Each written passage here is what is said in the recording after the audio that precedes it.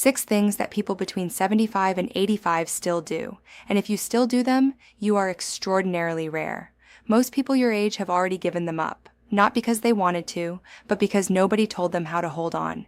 Stay with me until the end, because the number one thing on this list is so powerful that research shows the people who still do it at 80 are biologically younger than most 65-year-olds, and almost no one talks about it. I'm Dr. Elizabeth Carmichael, a physician specialized in senior health with over 15 years of dedicated clinical experience. I've worked with thousands of men and women in their 70s and 80s, and what I'm about to share goes against what most people assume about aging. You've been told that decline is inevitable, that after 75, your body is just managing a slow retreat. That's not the full truth, and I refuse to stay silent about it any longer. If this information sounds valuable already, hit that like button right now, because what I'm about to share could genuinely change what the next decade looks like for you. Here's what most people don't understand about aging after 75. The body doesn't fail because time passes. It fails because habits disappear.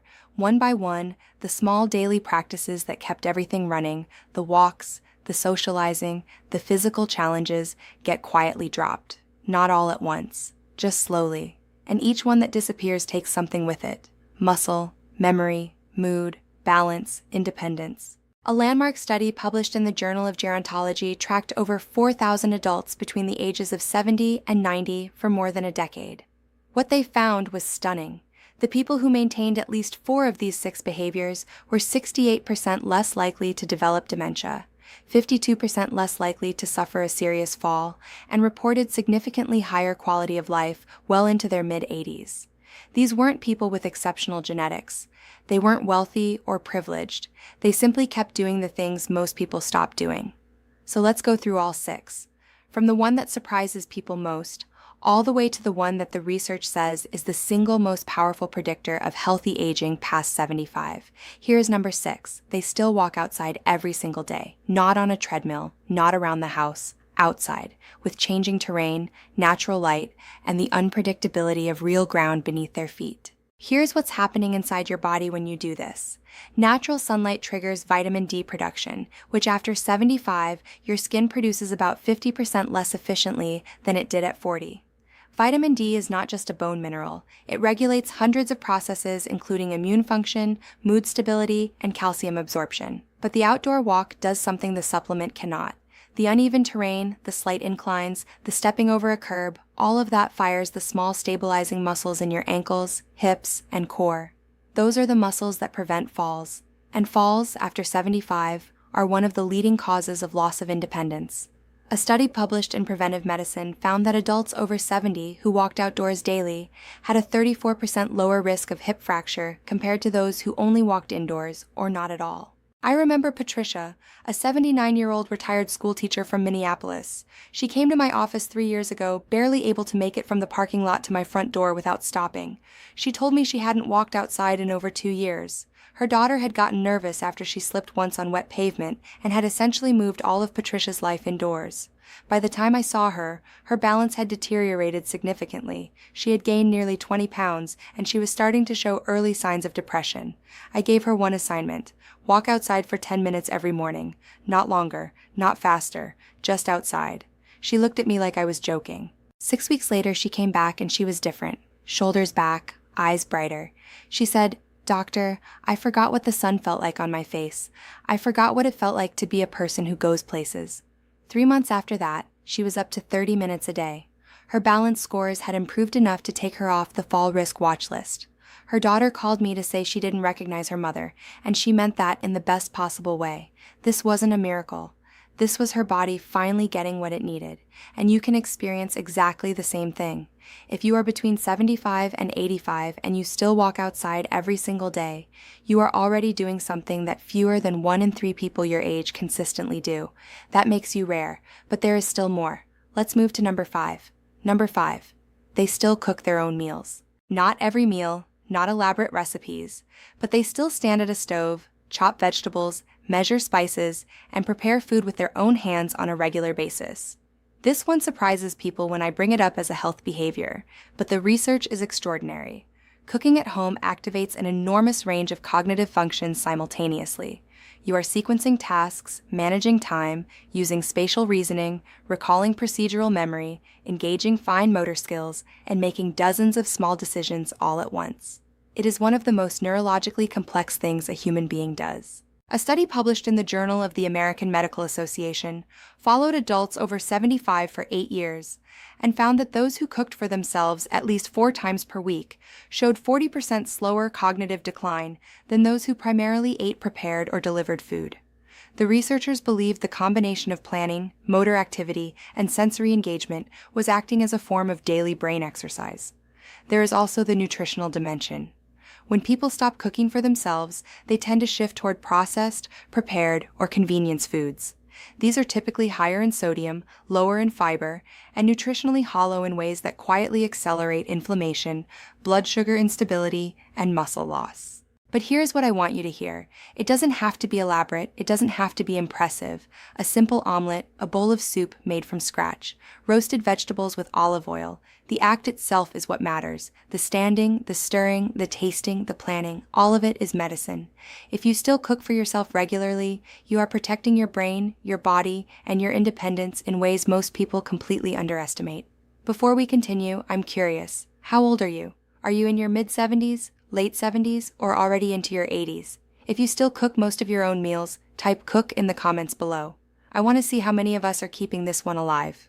Number 4, they still have at least one consistent social connection they maintain on their own initiative. Not family who calls them, not people who check in on them, someone they reach out to, someone they make plans with, a friend, a neighbor, a fellow church member, a card group, one person they still pursue. This distinction matters enormously. Passive social contact, being visited, being called, being cared for, is wonderful. But research shows it does not produce the same neurological and physical benefits as active social engagement. When you initiate, when you make the plan, when you send the message or pick up the phone, you are exercising a form of social agency that is deeply connected to mental health, cognitive vitality, and even immune function. The research on loneliness in older adults has become one of the most studied areas in gerontology. A meta-analysis published in Perspectives on Psychological Science analyzed data from over 3 million adults and found that loneliness and social isolation were associated with a 26% increase in premature mortality, an effect comparable to smoking 15 cigarettes per day. But here is the nuance that most people miss. It is not about how many people are around you. It is about whether you feel connected. And the strongest predictor of feeling connected is whether you are still someone who reaches out. I think about James, an 81-year-old retired postal worker from Atlanta. His wife had passed 2 years before he came to see me. His children visited on holidays. By every external measure, he was not alone, but he told me he hadn't initiated a conversation with a friend in over a year. He had withdrawn completely. His energy was low, his blood pressure had crept up, he had lost 12 pounds unintentionally, and he described his days as just waiting. I asked him one question. Was there anyone he used to enjoy spending time with? He thought about it and mentioned a man from his old walking group. They hadn't spoken in 18 months. I told him to call that man before he left my parking lot. He did.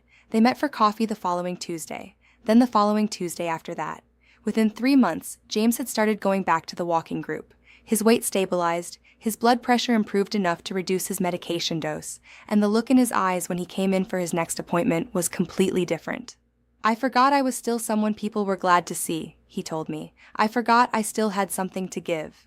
That is what active social connection does. It reminds your nervous system that you are still part of the world, and your body responds to that signal in profound ways. If you still have someone you reach out to, someone you choose to stay connected to on your own terms, you are doing something remarkable. Hold on to that. Now, if you believe that staying socially active can genuinely affect your health, type yes in the comments. If you're skeptical, type 0. Your response helps other viewers see they're not alone in this. And before we get to the top 3, I want to make a simple request. If what you've heard so far seems valuable, I'm asking for 2 things. First, subscribe to this channel. My mission is to give adults over 60 clear, honest health information based on real science and real clinical experience. Second, share this video. Think about someone you know between 75 and 85, a parent, an aunt or uncle, an old friend. A simple click could start a conversation that genuinely changes what their next decade looks like. Now let's move to number 3. Number 3, they still challenge their body with some form of resistance. Not a gym membership necessarily, not heavy lifting, but some regular activity where their muscles are working against resistance, carrying groceries, gardening, climbing stairs deliberately rather than avoiding them, using resistance bands at home, walking uphill, anything that requires their muscles to push or pull against something. After 75, the body begins losing muscle mass at a rate of approximately 1 to 2% per year if nothing is done to counter it. This process is called sarcopenia, and it is one of the most significant contributors to frailty, falls, metabolic slowdown, and loss of independence in older adults. What most people don't know is that this process is not inevitable. It can be slowed dramatically and in some cases partially reversed, even in people in their 80s. A study published in the Journal of Applied Physiology found that adults between the ages of 72 and 83 who engaged in resistance training just twice per week for 12 weeks increased their muscle strength by an average of 38%. 38%. These were not athletes. These were regular older adults who had barely moved in years. Here is what matters most. Muscle is not just about strength or appearance. Muscle is metabolically active tissue. It regulates blood sugar. It supports your bones. It generates heat. It protects your joints. Every pound of muscle you retain after 75 is working around the clock to keep your metabolism functioning, your glucose stable, and your body able to respond to the physical demands of daily life. The people who still challenge their muscles, even in small ways, are building an invisible armor against the most common causes of decline after 75. Do you still do something physical that makes your muscles work, even a little? Type strong in the comments, because you are. Before we go to the final two, I want to say something directly. You are not broken. Your body is not broken. If you have let some of these habits slide, that is not failure. That is what happens when nobody tells you the truth about what your body actually needs. The truth is your body still wants to get stronger. It still wants to respond. It just needs the right signals. This is preventable. This is reversible. The power to change is in your hands. Now let's go to number 2, and this one is going to surprise you. Number 2, they still learn something new on a regular basis. Not reviewing old information, not repeating familiar hobbies, something genuinely new, a language, a musical instrument, a card game they've never played before, a new type of cooking, a craft they've never tried, a subject they know nothing about. Here's why this is so powerful from a neurological standpoint. Your brain has a remarkable ability called neuroplasticity, the capacity to form new neural connections, new pathways, new patterns of processing. For decades, scientists believed this ability declined sharply with age and essentially disappeared after a certain point. We now know that is wrong. Research published in Frontiers in Aging Neuroscience found that adults in their late 70s and 80s who engaged in learning a genuinely novel and complex skill over a 3-month period showed measurable increases in white matter integrity, which is the structural health of the brain's communication pathways. The key word is novel. Playing the same crossword you've done for 20 years activates familiar pathways. It is not the same as learning something you have never done before. What this means is that every time you pick up something new and struggle with it, every time you feel a little frustrated or confused because you're learning, your brain is physically responding, growing, adapting, strengthening its own architecture. I think about Dorothy, a 77-year-old retired bank teller from Charlotte. She came to see me after her husband passed, concerned about her memory. She was forgetting names, misplacing things more often, and feeling mentally sluggish. She had retired from everything, including mental challenge. I asked her if there was anything she had always wanted to learn but never did. She laughed and said she had always wanted to play guitar, but thought that ship had sailed at 77. I told her the ship was still in the harbor. She started lessons. Within the first month, she called my office to tell me she had learned 3 chords. Within 4 months, she was playing simple songs. At her 9-month follow-up appointment, her daughter, who accompanied her, told me her mother was sharper, more engaged, and more like herself than she had been in years. Dorothy leaned over and said quietly, "Doctor, I think my brain woke up." That is not a metaphor. That is neuroscience. The brain responds to challenge the way muscles respond to resistance. It grows when you demand something new of it. If you are between 75 and 85 and you are still regularly learning something genuinely new, you are doing something extraordinarily rare and extraordinarily powerful. Most people your age have stopped. You haven't. That matters more than you know. And now, number 1. The single behavior that research most consistently links to healthy, independent, cognitively sharp aging past 75. The one thing that separates people who thrive in their late 70s and 80s from those who slowly fade. And almost no one talks about it in these terms. Number 1. They still have a reason to get up in the morning. not just an obligation, not just an appointment or a medication schedule, a genuine sense of purpose, something they feel responsible to, something they are building, tending, contributing to, or moving toward, something that makes tomorrow feel worth arriving for. In Japanese culture, there is a word for this, ikigai. It translates roughly to reason for being, and researchers who went to Okinawa, one of the world's blue zones where people routinely live past 100 in good health, identified ikigai as one of the central pillars of extraordinary longevity. But you don't have to go to Okinawa to see the evidence. A study published in the Journal of the American Medical Association tracked over 6,000 adults aged 65 to 92 for 14 years. Those who reported a strong sense of purpose were 2.4 times more likely to remain free of dementia, had significantly lower rates of heart disease, slept better, had lower levels of inflammatory markers in their blood, and reported dramatically higher life satisfaction. The research was so consistent that the authors concluded that purpose functions as a biological signal, telling every system in the body that there is still work to do. Here's what most people don't understand. Purpose doesn't have to be grand.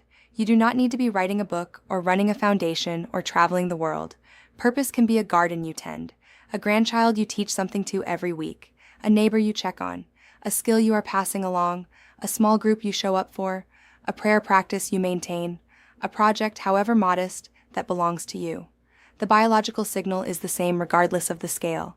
The body needs to know you are still here for a reason. When that signal is present, everything else, sleep, immunity, cognition, emotional resilience, seems to organize itself around it. When that signal disappears, decline often follows with surprising speed. I have seen this more times than I can count. I think of William, an 82-year-old retired teacher from Seattle. He had been healthy his entire life, active, social, mentally sharp. Then he retired from the last thing he was doing, a small tutoring program he had volunteered with after his formal career ended. Within 8 months, he had developed high blood pressure, his sleep deteriorated, he lost 15 pounds, and he described a pervasive sense of emptiness that he couldn't explain. He said, "I don't know what happened to me. I'm the same person I was, but something is gone." What was gone was his sense of being needed. I referred him back to the tutoring program. They welcomed him immediately. He started going twice a week. 3 months later, at his follow-up appointment, his blood pressure had dropped significantly. He had gained 7 pounds back. He was sleeping again. And he told me something I will never forget. He said, "I realized I wasn't retired from life. I was just taking an accidental break from it." Purpose is not optional after 75. It is physiological. It is the system that tells your body to keep investing in itself, to keep the immune system active, to keep the brain firing, to keep the heart pumping with the confidence that tomorrow is worth getting to.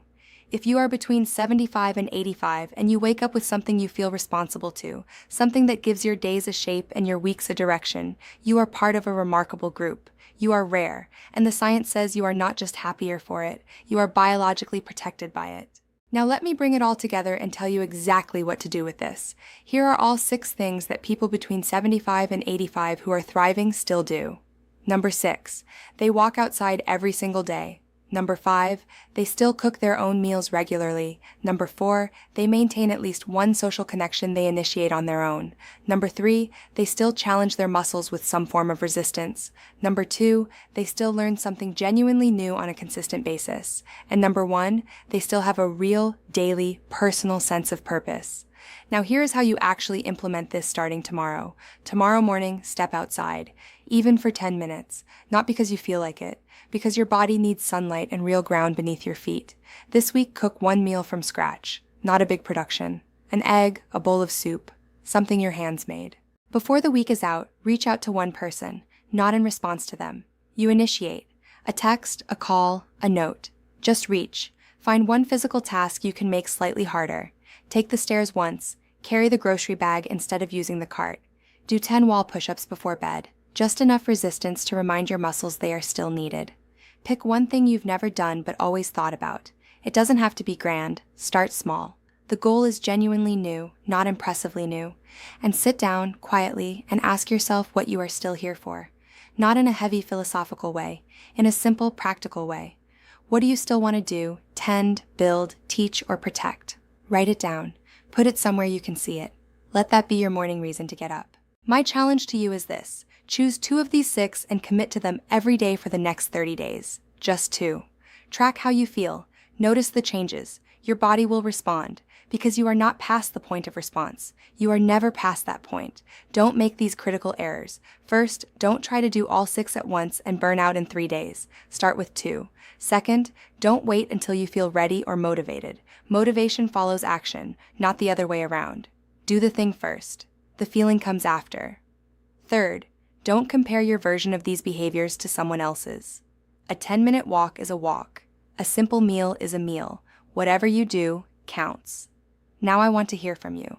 Which of these 6 do you still do? And which one are you going to recommit to starting this week? Write it in the comments. I read every single one, and your answer might be exactly what someone else in this community needs to hear.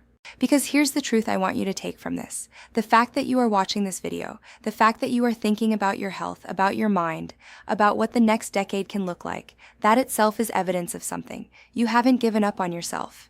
And neither should you. Aging doesn't take away your body's ability to recover. It simply reminds you to care for it the right way. If this video helped you, please hit that like button. Subscribe to this channel for honest, clear health information designed specifically for adults over 60. And share this with someone between 75 and 85 who you think could use a reminder of how rare and remarkable they still are. Take care of yourself.